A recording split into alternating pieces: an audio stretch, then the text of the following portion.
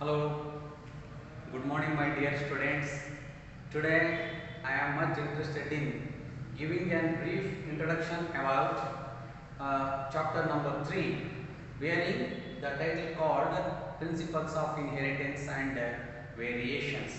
So, prior to that one thing I would like to bring into your notice.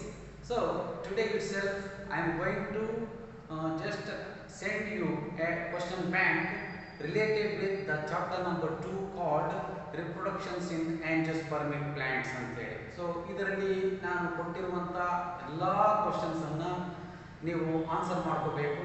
So that includes all the pattern of question paper just like part A, part B, part C and as well part D. You know, part D it is further split into section 1 and as well the section 2. So in this one you go through the question bank as the number wise. So you, for example, question number part A ನಲ್ಲಿ question number 1 to 10 ಅದೇನಿದೆ, it's all concerned with worth of 1 marks questions. Part B ನಲ್ಲಿ 2 marks questions ಇದೆ. Part 3 ನಲ್ಲಿ so again the 3 marks questions. Part D that includes essay type of questions. So ಅದರಲ್ಲಿ choices ಇದೆ. Part B ಇಂದ ಕೂಡ choices ಇರುತ್ತೆ. ನೀವು ಅದನ್ನು ಕ್ವಶನ್ ಪೇಪರ್ ಪ್ಯಾಟರ್ನ್ ಅನ್ನು ತುಂಬ ಚೆನ್ನಾಗಿ ಪ್ರಾಕ್ಟೀಸ್ ಮಾಡ್ಕೋಬೇಕು. ಆಮೇಲೆ 1 ಮಾರ್ಕ್ಸ್ ಕ್ವಶನ್ಗೆ ಯಾವ ರೀತಿ ಆನ್ಸರ್ ಮಾಡಬೇಕು, ಜಸ್ಟ್ 1 ಸೆಂಟೆನ್ಸಲ್ಲಿ ಆನ್ಸರ್ ಮುಗಿಸ್ಬೇಕು. ಆಮೇಲೆ 2 ಮಾರ್ಕ್ಸ್ ಕ್ವಶನ್ಸ್ಗೆ 2 to 3 ಲೈನ್ಸಲ್ಲಿ ಮುಗಿಬೇಕು. ಆಮೇಲೆ 3 ಮಾರ್ಕ್ಸ್ಗೆ ಕನಿಷ್ಠ 6 ಲೈನ್ಸಲ್ಲಿ ಆನ್ಸರ್ ಕಂಪ್ಲೀಟ್ ಆಗೋ ರೀತಿಯಲ್ಲಿ ಪ್ರಯತ್ನ ಮಾಡಿ ಅದರಲ್ಲಿ 6 ಪಾಯಿಂಟ್ಸ್ ಕವರ್ ಮಾಡಲಿಕ್ಕೆ ಪ್ರಯತ್ನ ಮಾಡಲೇಬೇಕು. ಅದಾದ ನಂತರದಲ್ಲಿ ಪಾರ್ಟ್ ಡಿ ಏನಿದೆ, ಸೆಕ್ಷನ್ 1 ಆ್ಯಂಡ್ ಸೆಕ್ಷನ್ 2 ಅದರಲ್ಲಿ ಕ್ವಶನ್ಸ್ ಏನಿರುತ್ತೆ ಅದರಲ್ಲಿ ಚಾಯ್ಸ್ ಕೊಟ್ಟಿರ್ತಾರೆ.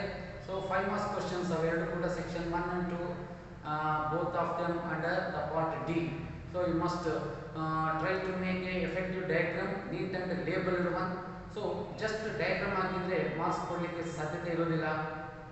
You must show your interest in labeling perfectly. So ಪ್ರತಿಯೊಂದು ಪಾರ್ಟ್ಸ್ ಕೂಡ ತುಂಬ ಡಿಸ್ಟಿಂಕ್ಟ್ ಆಗಿ ಕಾಣ್ತಿರ್ಬೇಕಾಗತ್ತೆ ಮತ್ತು ಆ ಒಂದು ಪರ್ಟಿಕ್ಯುಲರ್ ಭಾಗ ಏನಿದೆ ಡಯಾಗ್ರಾಮಲ್ಲಿ ಅದನ್ನು ನೀವು ಏನಂತ ಲೇಬಲಿಂಗ್ ಮಾಡ್ತೀರಿ, that is most important. So ನೀವು ಸರಿಯಾದ ಭಾಗಗಳನ್ನು ಸರಿಯಾದ ಲೇಬಲಿಂಗ್ನಿಂದ ನೀವು ಗುರುತು ಮಾಡಿದಾಗ ಮಾತ್ರ ನಿಮಗೆ ಎಲ್ಲೂ ಕೂಡ ಮಾರ್ಕ್ಸ್ ಕಟ್ಟಲಾಗಲಿಕ್ಕೆ ಚಾನ್ಸಸ್ಸೇ ಇರೋದಿಲ್ಲ. ಹಾಗಾಗಿ ನೀವು ಬಯಾಲಜಿನಲ್ಲಿ ಎಸ್ಪೆಷಲಿ ಡಯಾಗ್ರಾಮ್ಸಿಗೆ ಭಾಳ ಇಂಪಾರ್ಟೆನ್ಸ್ ಕೊಡಬೇಕು. ನಾನು ಸುಮಾರು ವರ್ಷಗಳಿಂದ ಹೇಳ್ಕೊಳ್ತಾ ಬಂದಿದ್ದೀನಿ, ಯಾವಾಗಲೂ ಕೂಡ ಡಯಾಗ್ರಾಮ್ಯಾಟಿಕ್ ರೆಪ್ರೆಸೆಂಟೇಷನ್ ಏನಿರುತ್ತೆ that is most important. The thing, ನೀವು ಎಸ್ ಎನಲ್ಲಿ ಕ್ವಶನ್ಸ್ ಬರಿಬೇಕಾದಾಗ ಡಯಾಗ್ರಾಮ್ ಆಗಿ ಆ ಪಾರ್ಟ್ಸನ್ನು ಸರಿಯಾಗಿ ಎಕ್ಸ್ಪ್ಲೇನ್ ಮಾಡಿಬಿಟ್ರೆ ಅಲ್ಲಿ ನಿಮಗೆ ಫುಲ್ ಮಾರ್ಕ್ಸ್ ಸಿಕ್ಕೋಗುತ್ತೆ. ಕೆಲವು ಸ್ಟೂಡೆಂಟ್ಸ್ ಏನು ಮಾಡ್ತಾರೆ, ಸರಿಯಾಗಿ ಡಯಾಗ್ರಾಮ್ ಆಗಲ್ಲ, ಲೇಬ್ಲಿಂಗು ಪ್ರಾಪರ್ ಆಗಿರೋದಿಲ್ಲ, improper labeling, diagram is of not so neat one. By that what happens actually the evaluator lose his interest in evaluating such type of the things. ಆಮೇಲೆ points ಕ್ಲೀನಾಗಿ ಬರೀಬೇಕು. So ನೀವು points ಬರೆಯೋದ್ರಲ್ಲಿ ಸ್ವಲ್ಪ failure ಆದರೆ ಸರಿಯಾದ ರೀತಿಯಲ್ಲಿ representation ಮಾಡದೆ ಹೋದಾಗ ವ್ಯಾಲ್ಯೂಯೇಟರ್ ಒಂದೆರಡು ಲೈನ್ ಓದಿದ ತಕ್ಷಣ ಅವರಿಗೆ ಒಂದು ಜಡ್ಜ್ಮೆಂಟ್ ಸಿಗುತ್ತೆ, ಇದು ಎಷ್ಟು ಮಟ್ಟಿಗೆ ಎಫೆಕ್ಟಿವ್ ಆನ್ಸರ್ ಆಗಿರಬಹುದು, ಇಲ್ಲ ಅಂತಂದರೆ ಇದರಲ್ಲಿ ಏನೂ ಇಲ್ಲ ಸ್ವಾರಸ್ಯ, ಈ ರೀತಿ ಅವ್ರಿಗೆ ಬರುತ್ತೆ ಫೀಲಿಂಗ್ಸ್.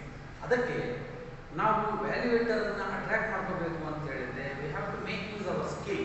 ನಾವು ರಿಪೀಟೆಡ್ಲಿ ಸೊ ಓದ್ಕೊಂಡು ಪ್ರತಿಯೊಂದು ಕ್ವಶನ್ಸನ್ನು ಅದಕ್ಕೆ ಆನ್ಸರ್ಸು ಮತ್ತು ಪಾಯಿಂಟ್ಸನ್ನು ಮಾಡಿಕೊಂಡು ಎಷ್ಟು ಎಫೆಕ್ಟಿವ್ ಆಗಿ ಬರೀಲಿಕ್ಕೆ ಸಾಧ್ಯತೆ ಇದೆ. ಪಾಯಿಂಟ್ಸಿಗೆ ಮತ್ತು ಟೆಕ್ನಿಕಲ್ ಟರ್ಮ್ಸ್ಗೆ ಹೆಚ್ಚಿನ ಒಂದು ಇಂಪಾರ್ಟೆನ್ಸನ್ನು ಕೊಡಲಾಗುತ್ತೆ. ಆ್ಯನ್ಯುವಲ್ ಎಕ್ಸಾಮಿನೇಷನ್ ಪೇಪರ್ಸ್ ವ್ಯಾಲ್ಯೂಯೇಷನ್ ಆಗಬೇಕಾದ್ರೆ ಟೆಕ್ನಿಕಲ್ ಟರ್ಮ್ಸನ್ನು ಸ್ಟೂಡೆಂಟ್ಸ್ ಎಷ್ಟು ಎಫೆಕ್ಟಿವ್ ಆಗಿ ಯೂಸ್ ಮಾಡಿದ್ದಾರೆ ಅನ್ನೋದ್ರ ಮೇಲೆ ಮಾರ್ಕ್ಸ್ ಸಿಗುತ್ತೆ ಹೊರತು ನಮ್ಮ ಮನಸ್ಸಿಗೆ ಬಂದಂಗೆ ನಾವು ಏನೋ ಒಂದು ಸಿಂಪಲ್ ಆಗಿ ಬಂದಾಗ ಅದಷ್ಟು ಎಫೆಕ್ಟಿವ್ ಆನ್ಸರ್ ಆಗೋಕ್ಕೆ ಸಾಧ್ಯ ಇಲ್ಲ. ಆದ್ದರಿಂದ ಈ ರೀತಿಯಾದಂಥ ಕೆಲವು ಸಲಹೆ ಸೂಚನೆಗಳನ್ನು ನಾನೇನು ಕೊಡ್ತಾ ಇದ್ದೀನಿ, ಇದನ್ನು ನೀವು ಮನಸ್ಸಿನಲ್ಲಿ ನೆನ್ಪಿಟ್ಕೊಂಡು ಯಾವತ್ತೂ ಕೂಡ ಪ್ರಾಕ್ಟೀಸ್ ಮಾಡ್ತಾ ಬಂದರೆ ನಾವು ಪ್ರಯತ್ನ ಪಟ್ಟಿದ್ದೇ ಆದರೆ ಒಳ್ಳೆಯ ಸ್ಕೋರನ್ನು ನಾವು ಮಾಡ್ಬೋದು. ಬಯಾಲಜಿನಲ್ಲಿ ಇಲ್ಲಿ ತನಕ 99 ತನಕ ಕೂಡ ಒಬ್ಬರು ಫೇಲ್ಯೂರ್ ಆಗಿರೋದಿದೆ. ಸೊ ನಮ್ಮ ಆಸೆ ಏನಿದೆ ಅಂತಂದರೆ ನಮ್ಮ ಬಯಾಲಜಿನಲ್ಲೂ ಕೂಡ ಔಟ್ ಆಫ್ ಬರಬೇಕು ಅನ್ನೋದು ಭಾಳ ಆಸೆ. ಸೊ ಆದ್ದರಿಂದ ಸುಮಾರು ವಿದ್ಯಾರ್ಥಿಗಳು ಭಾಳ ಪ್ರಯತ್ನ ಪಟ್ಟು ಎಫೆಕ್ಟಿವ್ ಆಗಿ ಇನ್ನೊಂದು ಮಾರ್ಕ್ಸ್ ಬಿದ್ದಿದ್ರೆ ಔಟ್ ಆಗುವಂಥ ಪಾಸಿಬಿಲಿಟಿ ಇತ್ತು ಈಗ 2 years ಬ್ಯಾಕು. ಆದರೆ ಏನು ಮಾಡೋದು, ಫೇಟಲ್. ಸೊ ಡ್ಯೂ ಟು ಒಂದು ರೀಸನ್ ಏನೋ ಒಂದು ಮಾರ್ಕ್ಸ್ ಅವರು ಕೊಟ್ಟಿರಲಿಕ್ಕಿಲ್ಲ. ಸೊ ಹಾಗಾಗಿ ಅದು ಕೂಡ ಓವರ್ಟೇಕ್ ಆಗಿ ಔಟ್ ಆಗಲೇಬೇಕು ಅನ್ನೋ ಒಂದು ಆಸೆಯಿಂದ ನಾನು ನಿಮಗೆ ಇಲ್ಲಿ ಗೈಡ್ ಮಾಡ್ತಾ ಇದ್ದೀನಿ. ನೀವು ಕೂಡ ಆ ನಿಟ್ಟಿನಲ್ಲಿ ಪ್ರಯತ್ನ ಪಡಲೇಬೇಕು. ಓಲ್ಡ್ ಕ್ವಶನ್ ಪೇಪರ್ಸನ್ನು ಸಾಲ್ವ್ ಮಾಡಲಿಕ್ಕೆ ಪ್ರಯತ್ನ ಮಾಡಿ. ಅದರ ಜೊತೆನೇ ಸೊ ಈ ಒಂದು ನೆಕ್ಸ್ಟ್ ಲೇಟೆಸ್ಟ್ ಕ್ವಶನ್ ಪೇಪರ್ ಏನಿದೆ ಅದು, ಕ್ವಶನ್ ಬ್ಯಾಂಕು, ಈ ರೀತಿ ಎಲ್ಲ ರೀತಿಯಲ್ಲೂ ನಾವು ಎಫರ್ಟ್ ಹಾಕಿದ್ದೇ ಆದರೆ 100% ನಮ್ಮ ಸಬ್ಜೆಕ್ಟ್ನಲ್ಲಿ ಔಟ್ ಆಫ್ ಬಂದೇ ಬರುತ್ತೆ. ಆ ನಂಬಿಕೆ ನನಗಿದೆ. ನೀವು ಕೂಡ ವಿದ್ಯಾರ್ಥಿಗಳು ಅಷ್ಟು ಸಮರ್ಥರಿದ್ದೀರಿ ಅಂತ ಹೇಳ್ಕೊಳ್ತಾ ನಾನು ಈ ಒಂದು ಚಾಪ್ಟರ್ನ ಜಸ್ಟ್ ಬ್ರೀಫ್ ಇಂಟ್ರೊಡಕ್ಷನ್ ಅಷ್ಟೇ ಇವತ್ತಿನ ಕ್ಲಾಸಲ್ಲಿ ನಾನು ಕೊಡ್ತೀನಿ. ನಾಳೆ ದಿನ ಮತ್ತೆ ಅದನ್ನು ಕಂಟಿನ್ಯೂ ಮಾಡಲಿಕ್ಕೆ ಸಾಧ್ಯತೆ ಆಗುತ್ತೆ. ನಿಮಗೆ ಗೊತ್ತಿದೆ, so yesterday we have discussed about 2 to 3 points. If you remember, one is about the fruit, second one about the apomixis, and third one what we have discussed is concerned with the polyembryony. So we know that fruit ಅಂದ್ರೆ ಏನು, ಅದರ definition, ಆಮೇಲೆ types of fruits, ಅದರ ಒಂದು layers, ಇದೆಲ್ಲದರ ಬಗ್ಗೆ ನಾವು yesterday with example study ಮಾಡಿರೋದಿದೆ. ಅದಾದ ನಂತರದಲ್ಲಿ ಅಪೋಮಿಕ್ಸಿಸ್ ಬಗ್ಗೆ ನಾನು ಬ್ರೀಫ್ ಇಂಟ್ರೊಡಕ್ಷನ್ ಕೊಟ್ಟಿದ್ದಷ್ಟೇ ಅಲ್ಲ, ಅದರ ಡೆಫಿನೇಷನ್ ಅನ್ನು ಬರೆದು ಅದರ ಒಂದು ಅಡ್ವಾಂಟೇಜಸ್ ಬಗ್ಗೆ ನಾನು ಹೈಲೈಟ್ ಮಾಡಿದೆ. ಅದೇ ರೀತಿ with example lastly we have discussed about the polyembryony. So ಅದ್ರ ಬಗ್ಗೆ ಕೂಡ ನಾವು ಅನಲೈಸ್ ಮಾಡಿ ನೋಡಿದ್ವಿ. ಆಮೇಲೆ ಇದು ಸ್ಪಷ್ಟವಾದಂಥ ವಿಷಯ. ಸೊ ಪಾಲಿಎಂಬ್ರಿಯಾನಿ ಅಂತಂದರೆ more than one embryo in the seed, ಇದಕ್ಕೆ ನಾವು ಪಾಲಿಎಂಬ್ರಿಯಾನಿಕ್ ಕಂಡೀಷನ್ ಅಂತ ಹೇಳ್ತೀವಿ.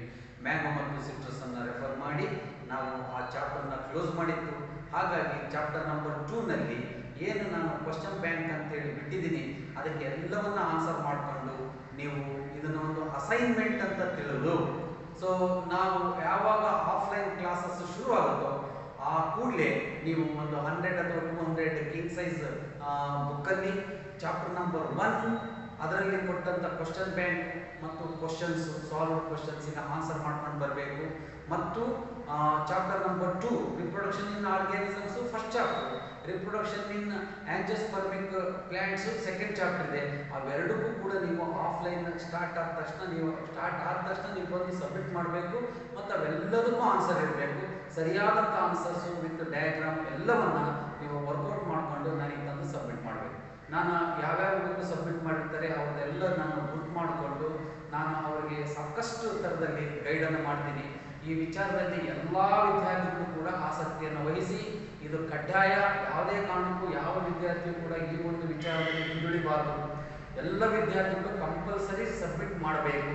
ನಾನು ಅದನ್ನು ಗುರ್ತು ಮಾಡಿಕೊಂಡು ನಾನು ಅದನ್ನು ಮೇಂಟೈನ್ ಮಾಡಿರ್ತೀನಿ. ಸೊ ಆ್ಯನ್ಯುವಲ್ ಎಕ್ಸಾಮ್ನಲ್ಲಿ ಅದು ತುಂಬ ಹೆಲ್ಪ್ ಆಗುತ್ತೆ. ಆ ಒಂದು ವಿಚಾರಕ್ಕಾಗಿ ನನ್ನ ಒಂದು ಸಲಹೆ. ಈಗ ಬನ್ನಿ chapter number 3, that is concern with the principles of inheritance and variations ಅಂತೇಳಿ. ಸೊ ಇಲ್ಲಿ ನಾನು ಒಂದು ವಿಷಯವನ್ನು ನಿಮ್ಮ ಮುಂದೆ ಕ್ಲಿಯರ್ ಆಗಿ ಹೇಳಬೇಕಾಗುತ್ತೆ. ಏನಿದೆ principles of inheritance and variations ಅಂತ ಏನಿದೆ, it is all nothing but ನಾವು ಈ ಬ್ರಾಂಚ್ ಅನ್ನ ಜೆನೆಟಿಕ್ಸ್ ಅಂತ ಹೇಳ್ತೀವಿ. ಜೆನೆಟಿಕ್ಸ್ ಬಹಳ ಮುಖ್ಯವಾದಂಥದ್ದು. ಒಂದು ವಿಷಯ ತುಂಬ ಕ್ಲಿಯರ್ ಇದೆ, ಅದೇನು ಅಂತ ಹೇಳಿದಾಗ once upon A time biology ಅನ್ನೋದು ಜಸ್ಟ್ ಬೇಸಿಕ್ ಪಾಯಿಂಟ್ ಆಗಿ ಅಷ್ಟೇ ನಾವು ಅದನ್ನು ಕನ್ಸಿಡರ್ ಮಾಡ್ತಾ ಇದ್ವಿ. ಇವತ್ತು ಬಯಾಲಜಿ ಸಬ್ಜೆಕ್ಟಲ್ಲಿ ಆಗಿರುವಂಥ ಒಂದು ರೆವಲ್ಯೂಷನ್ ಅನ್ನು ನಾವು ನೋಡಿದರೆ ಬಹಳ ಆಶ್ಚರ್ಯವಾದಂಥದ್ದು. ಆಗಿನ ಕಾಲದಲ್ಲಿ ಅರಿಸ್ಟಾಟಲ್ ಇರ್ಬೋದು, ಕರಲಸ್ ಲಿನ್ನೇಯಸ್ ಅಂತ ನಾವೇನು ಹೇಳ್ತೀವಿ ಅವ್ರ ಬಗ್ಗೆ ಯೋಚಿಸಿದಾಗ, ಬೆಂಥಮ್ ಅಂಡ್ ಹುಕ್ಕರ್, R.H. ವಿಟೇಕಾರ್, ಎಂಗ್ಲರ್ ಅಂಡ್ ಪ್ರಾಂಟರ್ ನಮಗೆ ಗೊತ್ತು. ಅದೇ ರೀತಿಯಲ್ಲಿ Robert Hooke. So cell structure, cytology, microbiology, isn't it? So pathology, ನೀವು ಯಾವ ಒಂದು ಸ್ವಲ್ಪ anatomy, evolution in the field of biology, ecosystem, biodiversity, just you think about. ಎಲ್ಲಿಂದ ಸ್ಟಾರ್ಟ್ ಆಯಿತು? ದ ಲಿವಿಂಗ್ ವರ್ಲ್ಡ್ ಅನ್ನೋ ಒಂದು ಚಾಪ್ಟರಿಂದ ಪ್ರಾರಂಭವಾದಂಥ ನಮ್ಮ ಬಯಾಲಜಿಯ ಒಂದು ಜರ್ನಿ ಇವತ್ತು ಇಷ್ಟು ಎಫೆಕ್ಟಿವ್ ಆಗಿ ಬೆಳೆದು ನಿಂತಿರೋದನ್ನು ನೋಡಿದಾಗ ನಮಗೆ ತುಂಬ ಸರ್ಪ್ರೈಸ್ ಆಗುತ್ತೆ. ಅದರಲ್ಲಿ ಬಹಳ ಇಂಪಾರ್ಟೆಂಟ್ ಚಾಪ್ಟರ್ ಅಂತ ಹೇಳಿದರೆ ಈ ಒಂದು chapter, it's name is called genetics ಅಂತೇಳಿ. ಸೊ ಜೆನೆಟಿಕ್ಸ್ನಲ್ಲಿ ನಾವು ಈ ಎರಡು ಕಾನ್ಸೆಪ್ಟ್ಗಳನ್ನು ತುಂಬ ಎಫೆಕ್ಟಿವ್ ಆಗಿ ಸ್ಟಡಿ ಮಾಡ್ತೀವಿ. ಒಂದು ಪ್ರಿನ್ಸಿಪಲ್ಸ್ ಆಫ್ ಇನ್ಹೆರಿಟೆನ್ಸ್ ಮತ್ತು ಅದರ ಒಂದು ಅಲ್ಟಿಮೇಟ್ ರಿಸಲ್ಟ್ ಅಂತ ಹೇಳಿದ್ರೆ that is nothing but variations ಅಂತ ಹೇಳ್ತೀವಿ. ವಿದ್ಯಾರ್ಥಿಗಳೇ, ಸೊ ಈ ಎರಡು ಡೆಫಿನೇಷನ್ಸ್ ವರ್ತ್ ಆಫ್ 1 ಮಾರ್ಕ್ಸ್ ಕೇಳುವಂತ ಅವಕಾಶ ಬಹಳ ಇರೋದ್ರಿಂದ we have to give much importance to these two principles ಅಥವಾ ಡೆಫಿನೇಷನ್ಸ್. ಓಕೆ, ಸೊ ಇದೆಲ್ಲವನ್ನ ನಾವು ಜೆನೆಟಿಕ್ಸ್ ನಲ್ಲಿ ಸ್ಟಡಿ ಮಾಡ್ತೀವಿ ಅಂತ ಹೇಳಿದೆ ನಾನು. ಸೊ ಜೆನೆಟಿಕ್ಸ್ ಅನ್ನೋ ಒಂದು ಸಬ್ಜೆಕ್ಟ್ ಏನು ಇವತ್ತು ನಮ್ಮ ಕಣ್ಮುಂದೆ ಬಂದು ನಿಂತಿದೆ, ಇದು ಇಡೀ ನಮ್ಮ ಲೈಫಲ್ಲೇ ಪ್ರತಿನಿತ್ಯ ನಾವು ನಮ್ಮ ಜೀವನವನ್ನು ಪ್ರಾರಂಭ ಮಾಡೋದು ಮತ್ತು ಕನ್ಕ್ಲೂಡ್ ಮಾಡ್ತಾ ಇರೋದು, ಇದೆಲ್ಲದರಲ್ಲೂ ಕೂಡ ಈ ಒಂದು ಫೀಲ್ಡ್ ಆಫ್ ಜೆನೆಟಿಕ್ಸ್ ತುಂಬಾ ಎಫೆಕ್ಟಿವ್ ಆಗಿದೆ. ಹಾಗಾಗಿ ನಾವು ಇದರ ಬಗ್ಗೆ ಸ್ವಲ್ಪ ಅರ್ಥ ಮಾಡ್ಕೊಳ್ಳಿಕ್ಕೆ ಪ್ರಯತ್ನ ಪಡಬೇಕು. ಆಮೇಲೆ ಸೆಕೆಂಡ್ PUC ಸಿಲೆಬಸ್ ಅಲ್ಲಿ ಜೆನೆಟಿಕ್ಸ್ಗೆ ಬಹಳ ಪ್ರಾಮುಖ್ಯತೆಯನ್ನು ಕೊಟ್ಟಿದ್ದಾರೆ. Importance has been given to this chapter. Okay, so introduction ನಲ್ಲಿ we have to understand about 2 technical terms. ಯಾವ್ಯಾವುದಂದ್ರೆ ಒಂದು heredity, another one the variations ಅಂತ ಹೇಳಿ. Heredity and variations. So heredity and variations. Heredity and variations.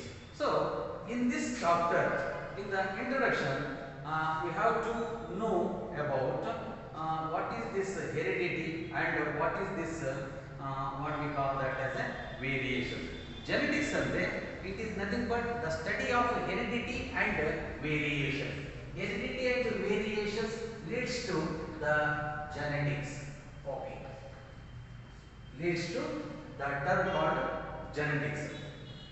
ಆಮೇಲೆ the first point ಏನಿದೆ ಅಂತ ಹೇಳಿದ್ರೆ what is heredity? Heredity ಅಂದ್ರೆ ಏನು? Heredity means inheritance of characters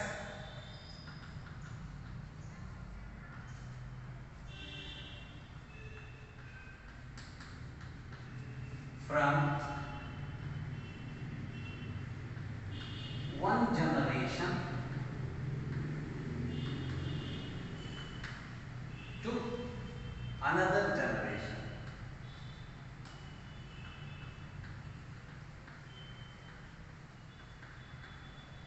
See, heredity means inheritance of characters from one generation to another generation, and also inheritance of characters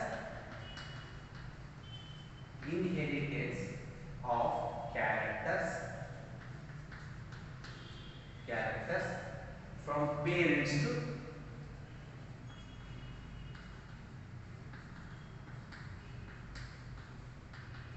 their offsprings.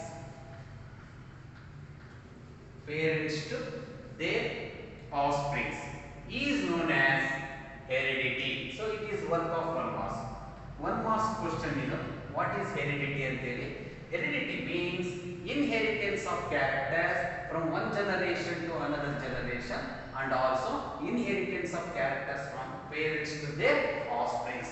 This is to be called as the heredity. So ultimate result enagutte where heredity leads to variations.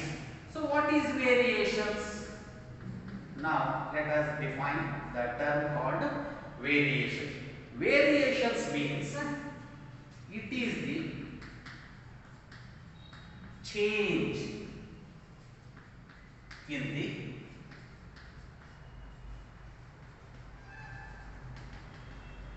hereditary character. It is the change in the hereditary characters that leads to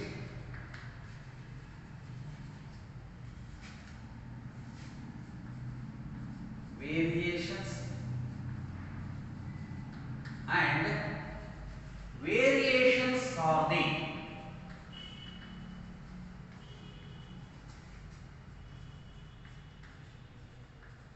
raw materials. Variations are the raw materials for evolution. ವಿಕಸನ, evolution ಅಂತ ಹೇಳಿದ್ರೆ ವಿಕಸನ ಅಂತ ಹೇಳ್ತೀವಿ. Okay, so ಈ ರೀತಿ ನಾವು ಈ ಎಲ್ಲ ಪಾಯಿಂಟ್ಸ್ ಅನ್ನು ನಾವು ಕನ್ಸಿಡರ್ ಮಾಡಬೇಕಾಗಿರೋದು. ಒಂದ್ಸಲ ಕ್ಲಾಸ್ ಮಾಡೋಣ. ಜೆನೆಟಿಕ್ಸ್ ಅಲ್ಲಿ principles of inheritance and variations ಅಂತ ಹೇಳಿ. ಓಕೆ, ಇದರಲ್ಲಿ ನಾವು ವಾಟ್ ಈಸ್ ಜೆನೆಟಿಕ್ಸ್ ಅನ್ನೋ ಒಂದು ಪ್ರಶ್ನೆ ಮಾಡಿಕೊಂಡ್ರೆ, genetics is nothing but the study about heredity and variations ಅಂತ ಹೇಳಿ ಆಗುತ್ತೆ. ಸೊ ಇದರಲ್ಲಿ ವಾಟ್ ಈಸ್ ಹೆರಿಡಿಟಿ ಅಂತ ಹೇಳಿದಾಗ, heredity means inheritance of characters from one generation to another generation, and also it is nothing but the inheritance of characters from parents to their offsprings ಅಂತ ಕರಿತೀವಿ. ಇರಬಹುದು. ಇಲ್ಲಿ ಒಂದು ಪಾಯಿಂಟ್ ಏನಪ್ಪಾ ಅಂತಂದ್ರೆ, ಇನ್ಹೆರಿಟೆನ್ಸ್ ಅಂದ್ರೆ ಏನು? ಇನ್ಹೆರಿಟೆನ್ಸ್ ಅಂತಂದ್ರೆ transfer of characters. Transfer of characters.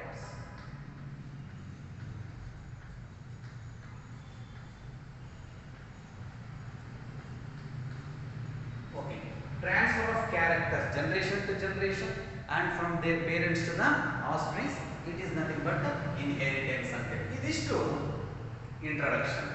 ಈಗ ನಾನು a person concerned with this genetics, I would like to discuss about you in a short form. ಸ್ವಲ್ಪ ಅವ್ರ ಬಗ್ಗೆ ಒಂದಿಷ್ಟು ಬ್ರೀಫ್ ಮಾಡಲೇಬೇಕಾದಂಥದ್ದು, because that person is recognized by the world as the father of genetics ಅಂತ ಹೇಳಿ ಕರೀತೀವಿ. So ಅವರನ್ನು ನಾವು ಯಾವತ್ತೂ ಕೂಡ remember ಮಾಡಲೇಬೇಕಾದಂಥದ್ದು. His name is called John Gregor Mendel. Okay, John Gregor Mendel. So a brief introduction about the John Gregor Mendel. He is well known for breeding experiments. Breeding experiments. He conducted many breeding experiments and obtained wonderful results actually.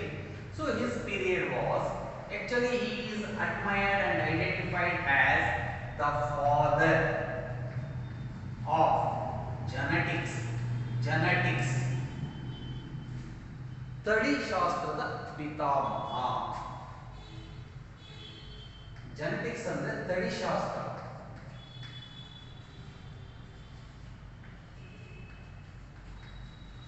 ತಳಿ ಶಾಸ್ತ್ರದ ಪಿತಾಮಹ ಯಾರು ಅಂತ ಹೇಳಿದ್ರೆ, he is nothing but John Gregor Mendel. ಇವತ್ತು ಕೂಡ whole world will recognize him as the father of genetics. So such a great person he was. Okay, ತಳಿ ಶಾಸ್ತ್ರದ ಪಿತಾಮಹ. His period ಅಂತ ಹೇಳಿದ್ರೆ, so 1882. Okay, so 1822ರಿಂದ 1884, 1822ರಿಂದ 1822 to 1884 his period. So he used to born in the year 1822. Moravia ಅಂತ ಒಂದು just ಒಂದು village, Moravia. So where it is? It comes under the country Czechoslovakia.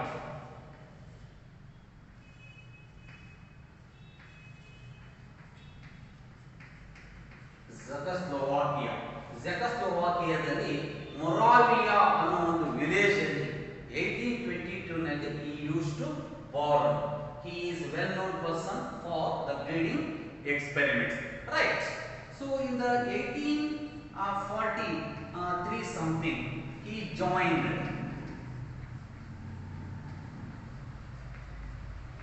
the church of Rome and he got education. Later he was much interested in teaching about physics and as well the natural science, that is the history. Physics ಮತ್ತು ಹಿಸ್ಟರಿಯನ್ನ ಅವರು ತಮ್ಮ ಒಂದು optional subject ಆಗಿ ಬಹಳ interest ಇಂದ ಅವೆರಡರ ಬಗ್ಗೆ ಅವರು study ಮಾಡ್ತಾ ಹೋಗಿರೋದಿದೆ ಮುಂದೆ. So he took interest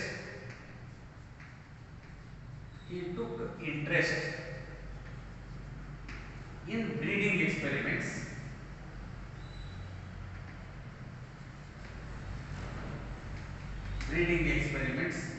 in the backyard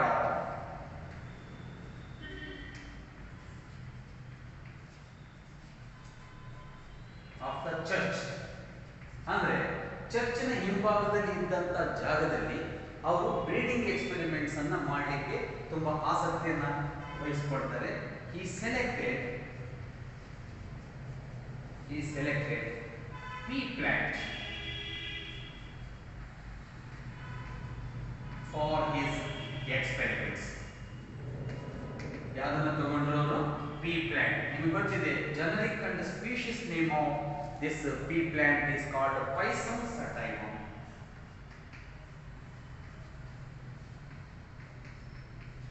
Pisum sativum.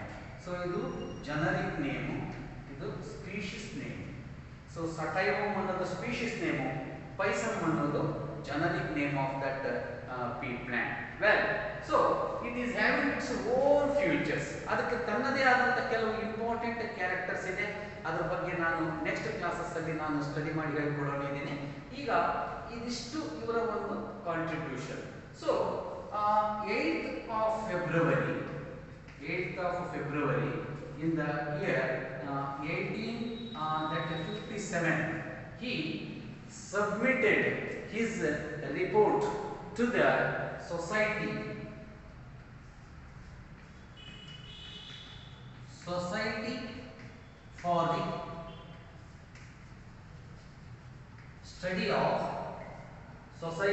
for the study of science.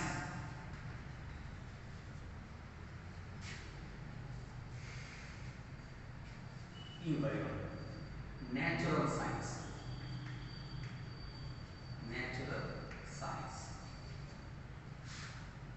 of Broome. Okay. So right. ಈಗ ಇದಿಷ್ಟು ಒಂದು ಅವರ ಒಂದು ಇತಿಹಾಸ, ಅಂದ್ರೆ ಏನ್ ನಾವು ಫಾದರ್ ಆಫ್ ಜೆನೆಟಿಕ್ಸ್ ಅಂತ ಹೇಳ್ತೀವಿ, ಅವರ ಒಂದು contribution in the field of genetics ಇದೆ, ತುಂಬಾ ಇದೆ. ಅದರಲ್ಲಿ ಇನ್ನೂ ಒಂದು 2-3 ಪಾಯಿಂಟ್ಸ್ ಅನ್ನು ನಾನು ಇಲ್ಲಿ ಆಡ್ ಮಾಡಲಿಕ್ಕೆ ಇಷ್ಟಪಡ್ತೀನಿ. So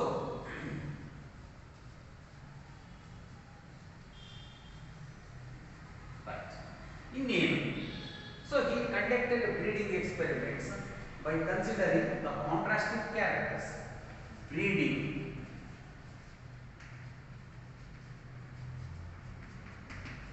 by considering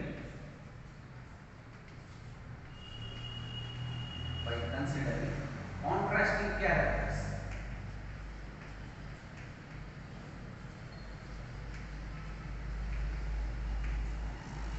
In pea plant, that is Pisum sativum.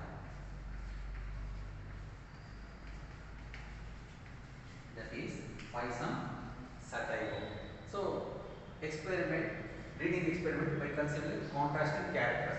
ಎಷ್ಟಿದಾವೆ ಅಂತಂದ್ರೆ not less than 7 contrasting characters.